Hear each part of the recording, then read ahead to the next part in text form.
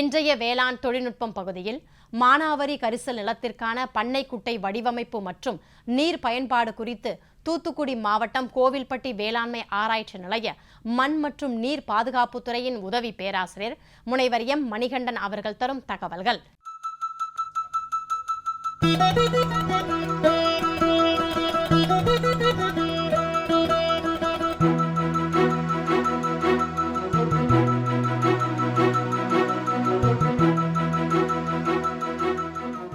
மானாவாரி கரிசல் நிலத்திற்கு ஏற்ற பண்ணைக்குட்டை வடிவமைப்பு மற்றும் நீர் மறு உபயோகம் பற்றி தெரிஞ்சு கொள்ளலாம். பொதுவாக நம்மளுடைய தென் மாவட்டங்களில் கரிசல் நிலத்தில் வடகிழக்கு பருவமழையை நம்பி தான் விவசாயம் செஞ்சுட்டு வராங்க. இது மானாவாரி நிலம், அதனால் மழையை நம்பி செய்யக்கூடிய விவசாயம். இந்த விவசாயத்தில் பொதுவாக வடகிழக்கு பருவமழை அக்டோபர் மாதத்தில் தொடங்கி டிசம்பர் மாதம் 3 மாதம் வரைக்கும் தான் இந்த மழை இருக்கும். இந்த மழையில் என்னென்னா இப்போ இருக்கக்கூடிய கால சூழ்நிலையில் குறைவான மழை நாட்களில் அதிக மழை பொழிகிறது முதல் பிரச்சனை. இதெல்லாமே காலநிலை மாற்றத்தினால ஏற்படக்கூடியது. ரெண்டாவது என்னென்னா அதிக மழை நாட்களுக்கான இடைவெளி, ஒரு மழை நாட்களுக்கும் அடுத்த மழை நாட்களோட இடைவெளி என்னென்னா அதிகரிச்சுட்டு போகுது. மூணாவதாக என்னென்னா ஒரு மழை நாளில் என்னென்னா அதிகமான மழைப்பொழிவு. இதனால் என்னென்னா மழை தண்ணியானது பூமிக்குள்ளே போகிறதுக்கு பதிலாக அதிகமான மேற்பரப்பு நீரோட்டம் தான் அதிகமாக இருக்குது. இதெல்லாமே மானாவாரி நிலத்தில் ஏற்படக்கூடிய பிரச்சனைகள். இந்த சூழ்நிலையை சமாளிக்கிறதுக்கு என்னென்னா மழைநீர் மேலாண்மை நம்ம கடைபிடிக்க வேண்டும். பொதுவாக மழைநீர் மேலாண்மையை 2 வகையாக பிரிக்கலாம். முதல் வகை அப்படிங்கிறது என்னென்னா மழை நீரை நிலத்திலே தங்க வைக்கிறது. அது முதல் வகை. இந்த முறையில் என்னென்னா எல்லா மழையுமே அப்படியே பயிர்களுக்கு உபயோகப்படுத்துகிற மாதிரி நம்ம பயன்படுத்தணும். ஆக்சுவலாக ஸோ இதில் நில கட்டமைப்பு முறை மூலமாக என்னென்னா எல்லா மழை நீருமே நிலத்தில் தங்க வைக்கலாம். பொதுவாக நில கட்டமைப்பு முறைகள் 4 வகையாக படுத்தலாம். முதலாவது வகை அப்படிங்கிறது என்னென்னா நிலத்தோட சரிவுக்கு குறுக்காக சிறிய வரப்புகளை உருவாக்கி அது மூலமாக என்னென்னா மழை தண்ணியை என்னென்னா மழையில் நிறுத்துறது. ரெண்டாவது முறை என்னென்னா அகலமான பாத்தி அமைச்சு அந்த பாத்தியில் நம்ம பயிரை வளர்த்து அந்த பாத்திக்கு நடுவில் இடையில் நம்ம சாலை உருவாக்குறதுனால அது மூலமாகவும் மழை தண்ணியை நம்ம மண்ணில் நிறுத்தலாம். மூணாவது மெத்தடு என்னென்னா பகுதி பாத்தி அமைத்தல். நம்ம நிலப்பரப்பில் என்னென்னா ஒரு 8 மீட்டருக்கு 5 மீட்ரு என்ற வடிவில் என்னென்னா வரப்புகளை உருவாக்கி எல்லா மழை தண்ணீருமே என்னென்னா மண்ணில் நிறுத்தலாம். நாலாவது முறை என்னதுன்னா கட்டப்பட்ட பார் அப்படின்னு சொல்கிறவங்க. இது என்னென்னா வரப்பு சால், இந்த சாலுக்கு நடுவில் செவ்வக வடிவில் என்னென்னா ஒரு சிறிய வரப்பை உருவாக்கி அது மூலமாக என்னென்னா மழை தண்ணியை மண்ணில் நிறுத்தலாம். இந்த முறைகள் எல்லாமே மூலமாக என்னென்னா மழை தண்ணீரை பூமியில் நிறுத்தி பயிருடைய வேர் மண்டலத்தில் இருக்க செய்து அது மூலமாக பயிர் எடுக்கிறது மாதிரி பண்ணுறது தான் நில கட்டமைப்பு முறைகள் சொல்கிறோம். இது முதல் முறை. இரண்டாவது முறை என்னென்னா நிலத்தில் தங்கிய மழை நீர் போக உபரி நீர் என்னென்னா உபரி நீர் என்னென்னா மழை நிலத்துக்கு மேற்பரப்பில் ஓடி உபரியாக வெளியில் வர்றது. இது மேற்பரப்பு நீரோட்டம் அப்படின்னு சொல்லலாம். ஆக்சுவலாக இது பொதுவாக என்னென்னா பெய்யக்கூடிய மழையில் 25% 30% வரைக்கும் மேற்பரப்பு நீரோட்டம் ஏற்படும். இந்த மேற்பரப்பு நீரோட்டத்தை என்னென்னா ஒரு ஒரு ஒரு அமைப்பை உருவாக்கி, நீர் சேகரிக்கும் அமைப்பை உருவாக்கி அதில் சேகரித்து அதை அந்த சேகரிக்கப்பட்ட நீரை நம்ம உபயோகப்படுத்தினோன்னா நம்ம அது மூலமாக நம்ம நம்ம வறட்சி ஏதாவது நம்மளுடைய பயிர் பருவத்தில் ஏற்படுறப்ப இந்த சேகரிக்கப்பட்ட நீரை பயன்படுத்துகிறதுனால பயிருடைய இழப்பை தவிர்க்கலாம். அதே மாதிரி மகசூல் இழப்பையும் குறைக்கலாம். இந்த முறையில் மழை சேகரிக்கக்கூடிய அமைப்பிற்கு பேர் பண்ணைக்குட்டை. இப்போ பண்ணைக்குட்டையில் நம்ம மழையை நீரை சேகரிக்கப்பட்ட நீரை மறு உபயோகம் செய்கிற முறையை பற்றி நம்ம கொஞ்சம் விரிவாக தெரிஞ்சுக்கலாம். பொதுவாக வந்து என்னென்னா வந்து பண்ணைக்குட்டை அப்படிங்கிறது வந்து என்னென்னா அதனுடைய முக்கியமான நோக்கங்கள் அப்படிங்கிறது வந்து என்னென்னா வந்து உபரி மழை நீரை முதல்ல வந்து சேகரிக்கிறது. இரண்டாவது அதனுடைய நோக்கம் அப்படிங்கிறது வந்து என்னென்னா சேகரிக்கப்பட்ட மழை நீரை வந்து நம்ம துணை நீர் பாசனம் அப்படிங்கிற ஒரு முறையில் வந்து பயிருக்கு வறட்சி காலத்தில் வந்து அளிக்கிறது வந்து. மூணாவது இதனுடைய பயன் அப்படிங்கிறது வந்து என்னென்னா வந்து இப்போ தேக்க வைக்கப்பட்ட தண்ணீரை வந்து கால்நடைகளுக்கு குடிநீராக பயன்படுத்துறது.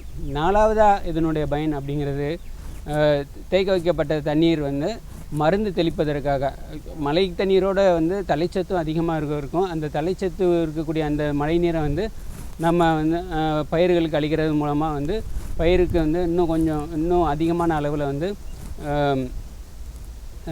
அதனுடைய வளர்ச்சியும் அதிகமாக இருக்கும், விளைச்சலும் அதிகம் இருக்கான வாய்ப்புகள் இருக்குது வந்து. இதெல்லாமே வந்து என்னென்னா பண்ணைக்குட்டையினுடைய முக்கியமான நோக்கங்கள் அப்படின்னு சொல்லலாம் வந்து. இது போக வந்து என்னென்னா வந்து பண்ணைக்குட்டையில் சேகரிக்கப்பட்ட நீரை வந்து இந்த மாதிரியான வடகிழக்கு பருவமழையை நம்பி விவசாயம் செய்யக்கூடிய தென் மாவட்டங்களில் இந்த தேக்க வைக்கப்பட்ட ஒரு நீர் வந்து ஒரு 2 மாதங்கள் இல்லை 3 மாதங்கள் மட்டுமே இருக்கும் வந்து. அதற்கும் மேலேயே வந்து 4 மாதங்களுக்கு மேலே வந்து இந்த தேக்க வைக்கப்பட்ட நீர் இருக்குது அப்படிங்கிற பட்சத்தில் வந்து அந்த பண்ணை குட்டையில் வந்து குறைந்த வயதுடைய மீன்கள், கட்லா இந்த மாதிரியான மீன்களை வளர்த்து அது மூலமாகவும் விவசாயிகள் கூடுதலாக வருமானம் பெறதுக்கான வாய்ப்புகளும் இருக்குது வந்து. ஒரு பண்ணை குட்டையினுடைய கொள்ளளவை வந்து தீர்மானிக்கிறது. இந்த கொள்ளளவு அப்படிங்கிறத முடிவு செய்கிறது எப்படின்னா வந்து அதில் வந்து சேகரிக்கப்பட்ட நீரினுடைய அளவு. ஸோ இதற்கு வந்து என்னென்னா வந்து பண்ணைக்குட்டையினுடைய வடிவம், அதே மாதிரி பண்ணைக்குட்டையினுடைய டைமென்ஷன்ஸ்னு சொல்லக்கூடிய அதனுடைய அளவு வந்து நீளம், அகலம், அதனுடைய ஆழம், இதை தீர்மானிக்கிறது தான் வந்து இந்த பண்ணைக்குட்டையில் வடிவமைப்பில் ஒரு முக்கியமான ஒரு அம்சம்.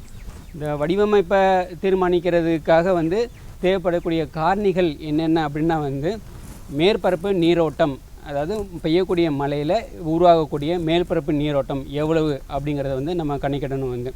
அந்த கணக்கிட்ட அந்த மேற்பரப்பு நீரோட்டத்தை வந்து சேகரிக்கக்கூடிய அந்த சேகரமாகக்கூடிய அந்த நீரோடைய கொள்ளளவு வந்து எவ்வளவு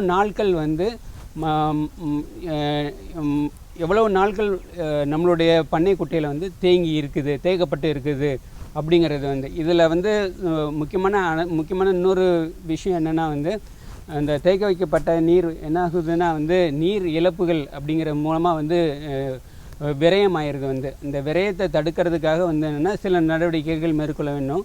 ஸோ அந்த மாதிரி வந்து அந்த தேக்க வைக்கப்பட்ட நீரை வந்து என்னென்னா வந்து இழப்புகள் குறைக்கிறதுனாலையும் வந்து தேக்க வைக்கப்பட்ட நீர் கூடுதலாக நாட்கள் வர்றதுக்கான வாய்ப்புகள் உண்டு. பொதுவாக நம்மளுடைய நிலம் வந்து ஒரு தாழ்வான பகுதியாக இருக்க நம்மளுடைய நிலத்தில் வந்து ஒரு தாழ்வான பகுதி இருந்துச்சுன்னா வந்து அந்த பகுதி வந்து என்னென்னா பண்ணைக்குட்டை அமைப்பதற்கு ஒரு ஏதுவான இடமா எடுத்துக்கலாம் வந்து. நான் சொல்கிறது இந்த கரிசல் நில மண்ணுக்குள்ளே பெய்யக்கூடிய மழையின் அளவு 400 mm வடகிழக்கு பருவமழை அக்டோபர்லேருந்து டிசம்பர் வரைக்கும் பெய்யும் வந்து. அதில் வந்து என்னென்னா அதில் வந்து 400 mm. அந்த 400 mmல வந்து மேற்பரப்பு நீரோட்டம் ஏற்படுத்தக்கூடியது வந்து என்னென்னா 200 mm. இந்த 200 மில்லிமீட்டர் அளவு மழையை வந்து என்னென்னா அதில் சேகரிக்கக்கூடிய மழை நீருடைய அளவு 500 கன மீட்டர்.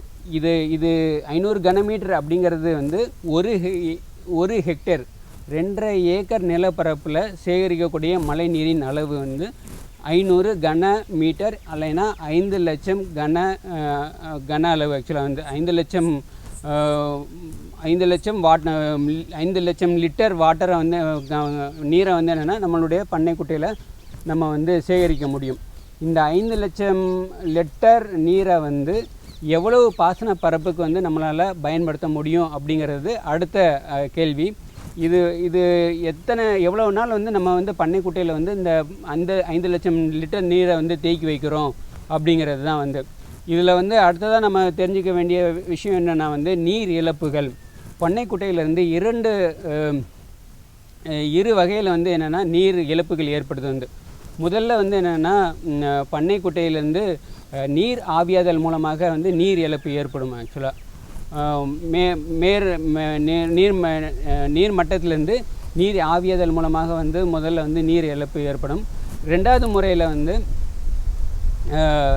நீர் கசியும் முறை, ஆக்சுவலாக வந்து அதாவது நீர் ஊடுருவும் முறை. இந்த 2 முறையில் வந்து என்னென்னா பொதுவாக நீர் இழப்பிற்கு ஏற்படலாம். இது வந்து நம்மளுடைய ஆய்வில் வந்து இதனுடைய அளவு 30% அப்படின்னு கணக்கிட்டு இருக்கோம் வந்து. ஸோ இதனால் வந்து என்னென்னா மீதம் இருக்கக்கூடிய 70% அளவு மட்டுமே வந்து நம்ம வந்து நீரை மறு உபயோகம் செய்ய முடியும். வந்து பண்ணைக்குட்டையினுடைய ஆழம் வந்து நம்ம வந்து ஆழத்தை வந்து என்னென்னா 1.5 மீட்டர் ஆழம் எடுத்துக்கலாம், இல்லைன்னா அதுக்கடுத்து இல்லைன்னா 2 மீட்டர் ஆழமாக எடுத்துக்கலாம் வந்து, இல்லை 2.5 மீட்டர் ஆழம் எடுத்துக்கலாம் வந்து.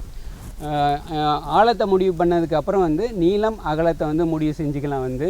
ஸோ எங்களுடைய ஆய்வில் வந்து நாங்கள் 25 மீட்டர் நீளம் 13 மீட்டர் அகலம் 1.5 மீட்டர் ஆழம் கொண்ட பண்ணைக்குட்டையை தான் நாங்கள் வடிவமைச்சிருக்கிறோம். இது வந்து செவ்வக வடிவம். இது சதுர வடிவம் போகணும் அப்படின்னா வந்து 15 மீட்டர் நீளம் 15 மீட்டர் அகலம் 2 மீட்டர் ஆழம் கொண்ட பண்ணைக்குட்டையை வந்து நம்மளுடைய நிலத்தில் வந்து வடிவமைக்கலாம் வந்து. இந்த பண்ணைக்குட்டையை வடிவமைச்சதுக்கு அப்புறம் வந்து என்னென்னா வந்து இதுக்கப்புறம் நம்ம வந்து பண்ணைக்குட்டையை அமைக்கிறோம் வந்து. ஆக்சுவலாக வந்து பண்ணைக்குட்டையை நம்மளுடைய நிலத்தில் அமைக்கணும். அப்போது பண்ணைக்குட்டையில் வந்து என்னென்ன முதல்ல வந்து என்னென்னா வந்து பண்ணைக்குட்டைக்கு போகக்கூடிய நீரின் வழி, நீர் உட்செல்லும் வழி, பாதை அப்படின்னு சொல்லலாம் வந்து. அது முதல்ல வந்து வடிவமைக்கணும் வந்து. அடுத்ததாக வந்து என்னென்னா பண்ணைக்குட்டை தேக்க வைக்கக்கூடிய அமைப்பு. மூணாவது வந்து பண்ணைக்குட்டையில் தேங்கிய நீருக்கு பிறகு ஏற்படக்கூடிய உபரி நீரை வெளியேற்றக்கூடிய அமைப்பு. இந்த 3மே வந்து என்னென்னா வந்து பண்ணைக்குட்டையின் முக்கியமான பாகங்கள் அப்படின்னு எடுத்துக்கலாம் வந்து. இது போக வந்து பண்ணைக்குட்டையை சுற்றிலும் வந்து நம்ம வந்து கரைகளை அமைக்க வேண்டும். அதே மாதிரி வந்து பண்ணைக்குட்டைக்கு உள்ள நீர் செல்லக்கூடிய பாதையில் வந்து மழை நீரோட்டத்தோட வண்டல் படிவும் மண்ணும் வந்து உள்ளே போகும் வந்து. அதை நிறுத்துறதுக்காக வந்து ஒரு சில்ட் ட்ராப் அப்படின்னு சொல்லக்கூடிய மண்ணை வடிகட்டும் ஒரு அமைப்பையும் வந்து நம்ம வந்து பண்ணைக்குட்டையோட நீர் செல்லும் பாதையில் வந்து நம்ம அமைக்கணும் வந்து. அடுத்ததாக வந்து என்னென்னா இந்த பண்ணைக்குட்டை அமைக்கிறது இப்போ வந்து என்னென்னா நம்ம வந்து ஒரு ஜேசிபி இயந்திரம் மூலமாக வந்து மண்ணை வந்து தோண்டுறோம். அந்த மேல் மண்ணை வந்து என்னென்னா நம்மளுடைய நிலங்கள்லேயே வந்து போட்டுக்கலாம் வந்து. அதுக்கு அடுத்து வந்து அடிமண்ணை வந்து என்ன பண்ணுறோன்னா வந்து கரைகள் அமைப்பதற்கு பயன்படுத்திக்கலாம் வந்து. இந்த நீர் ஆவியாதல் முறையை தடுக்கிறதுக்கு என்ன முறைகள் பயன்படுத்தலாம்னா வந்து காற்று அரண்களை வந்து நம்மளோட பண்ணைக்குட்டையை சுற்றி வந்து நம்ம உருவாக்கணும் வந்து. அகத்தி அப்படிங்கிற அந்த ஒரு தாவரத்தை வந்து நம்ம வந்து பண்ணைக்குட்டையினுடைய கரைகளை வந்து சுற்றி வளர்க்குறதுனால என்ன நடக்கும்னா வந்து அந்த அகத்தியை வந்து நம்ம வந்து ஆடுகளுக்கு தீவனங்களாக பயன்படுத்தலாம் வந்து. அடுத்ததாக வந்து அந்த கரைகளில் வந்து நம்ம வந்து காய்கறி பயிர்களை வந்து பயிரிடலாம் வந்து. அப்போ வந்து குறுகிய கால காய்கறிகளை பயிரிடுறப்ப வந்து விவசாயிகளுக்கு கூடுதலான வருமானங்கள் நமக்கு கிடைக்கும் வந்து. அடுத்ததாக வந்து நீர் இழப்பை வந்து கசிவு முறையில் தடுக்கிறதுக்காக வந்து பண்ணைக்குட்டையில் வந்து நம்ம வந்து 2 முறையை பின்பற்றலாம். முதல் முறை அப்படிங்கிறது வந்து சிமெண்ட் கான்கிரீட்டை வந்து பண்ணைக்குட்டையினுடைய எல்லா பக்கங்களிலும் வந்து நம்ம அமைக்கிறது வந்து. ரெண்டாவது முறை வந்து நம்ம என்ன சொல்லலாம்னா வந்து 500 மைக்ரான் தடிமண் கொண்ட கருப்பு நிற அடர்த்தி பாலிஎத்திலீன் தாளை வந்து பண்ணைக்குட்டையினுடைய எல்லா பகுதிகளையும் நம்ம விரித்து அது மூலமாகவும் வந்து நீருடைய கசிவை வந்து நம்மளால் தடுக்க முடியும் வந்து. இந்த துணை நீர் பாசனம் அளிக்கிறதுக்கு தேவைப்படக்கூடிய உபகரணங்கள் அல்ல கருவிகள் அப்படின்னா வந்து ஒரு டீசல் இன்ஜின், ஆக்சுவலாக வந்து 3 HP டீசல் இன்ஜின் வந்து நமக்கு தேவை. அடுத்ததாக வந்து என்னென்னா வந்து 3 HP டீசல் இன்ஜின் நமக்கு வந்து பண்ணைக்குட்டை அமைக்கிறதுக்கு தேவைப்படும் வந்து. அதுக்கப்புறம் வந்து என்னென்னா வந்து ஒரு மலை தூவி இல்லைன்னா வந்து தெளிப்பான்கள், இந்த 2ல் வந்து ஏதாவது ஒரு கருவியை வந்து உபயோகப்படுத்தி வந்து நம்ம வந்து நீர்ப்பாசனம் தெளிக்கலாம் வந்து. தெளிப்பான்கள் மூலமாகவோ நம்ம வந்து 1 அல்ல 2 முறை வந்து மழை நீரை வந்து செலுத்துகிறப்ப வந்து பயிருடைய அந்த பயிர் தோல்வி, அது மகசூல் இழப்பு, இது எல்லாத்தையும் நம்மளால் தவிர்க்க முடியாது வந்து. ஒரு பண்ணைக்குட்டை அமைக்கிறதுக்கு எவ்வளோ செலவாகும் அப்படின்னா வந்து இந்த மண்ணை தோண்டுறதுக்கு, அப்புறம் வந்து கரை அமைக்கிறதுக்கு, இப்போ வந்து அந்த நீர் செல்லும் பாதையில் ஒரு அடி விட்டம் கொண்ட சிமெண்ட் பைப்பை வைக்கணும். இது எல்லாத்துக்கும் ஆகக்கூடிய செலவு வந்து 35,000லேருந்து 40,000. நான் இந்த கணக்கு வந்து எப்படின்னா இந்த 5 லட்சம் லிட்டர் கொள்ளளவு கொண்ட பண்ணைக்குட்டை அமைப்பதற்கு ஆகக்கூடிய செலவு வந்து. அடுத்ததாக வந்து ஒரு டீசல் பம்பு நமக்கு வேணும், ஒரு மலை தூவி வேணும் வந்து. இதனுடைய விலை வந்து 25,000லேருந்து 35,000 வரைக்கும் ஆகும் வந்து. ஸோ இந்த இந்த ரெண்டும் சேர்த்து மொத்த செலவு வந்து 70,000லேருந்து 75,000 வரைக்கும் ஆகலாம் வந்து. இந்த 75,000 அப்படிங்கிறது வந்து ஒரு ஆரம்ப செலவு முதல் வந்து. நம்ம வந்து பண்ணைக்குட்டையோட பராமரிப்பு என்னென்ன, பண்ணைக்குட்டையுடைய பராமரிப்பு அப்படிங்கிறது வந்து பண்ணைக்குட்டையில் வந்து செல்லக்கூடிய மண் வந்து நீரோட்டத்தோடு வந்து மண் போய் அதனுடைய கொள்ளளவு குறைச்சிரும். அது ஒரு முறையான ஒவ்வொரு ஆண்டுமே வந்து என்னென்னா மழை துவங்கிறதுக்கு முன்னாடி சேகரமான மண்ணை வெளியில் எடுத்து போட்டுட்டோம் அப்படின்னா வந்து இப்போ கொள்ளளவு வந்து குறையாமல் பார்த்துக்கலாம் வந்து. அடுத்தது கரைகள் ஏதாவது உடைப்பு ஏற்பட்டிருந்தாலோ வந்து நீர் செல்லும் பாதையில் வந்து ஏதாவது அடைப்பு இருந்தாலுமே அதையும் சரி செய்வதன் மூலமாக வந்து என்னென்னா நம்ம பண்ணைக்குட்டையினுடைய ஆயுள் காலத்தை கூட்டிக்கலாம். இது நான் வந்து பண்ணைக்குட்டையினுடைய எல்லா சைட்லேயுமே வந்து என்னென்னா வந்து நான் பாலித்தீன் ஷீட்டு போட்டிருந்தேன்னா அது வந்து ஏதாவது கிழிஞ்சிருந்ததுனாலும் அதையுமே நம்ம சரி செஞ்சு இந்த மாதிரியான ஒரு பராமரிப்பு முறைகளை நம்ம மேற்கொள்ளலாம் வந்து. இறுதியாக பண்ணைக்குட்டை அப்படிங்கிறது காலநிலை மாற்றத்திற்கு உகந்த வறட்சியினால் வந்து பயிர் இழப்பை தவிர்க்க முடியக்கூடிய ஒரு நிரந்தர தீர்வாக நம்ம எடுத்துக்கலாம் வந்து. ஸோ பண்ணைக்குட்டை நம்மளுடைய நிலங்களில் வைக்கிறதுனால வந்து நம்மளால் வந்து விவசாயிகளுடைய வருமானத்தை வந்து நிலைநிறுத்த முடியும் ஆக்சுவலாக வந்து. மேலும் விவரங்கள் பெற முனைவர் எம் மணிகண்டன் அவர்களை 09486620044 என்ற கைபேசி எண்ணில் தொடர்பு கொள்ளவும்.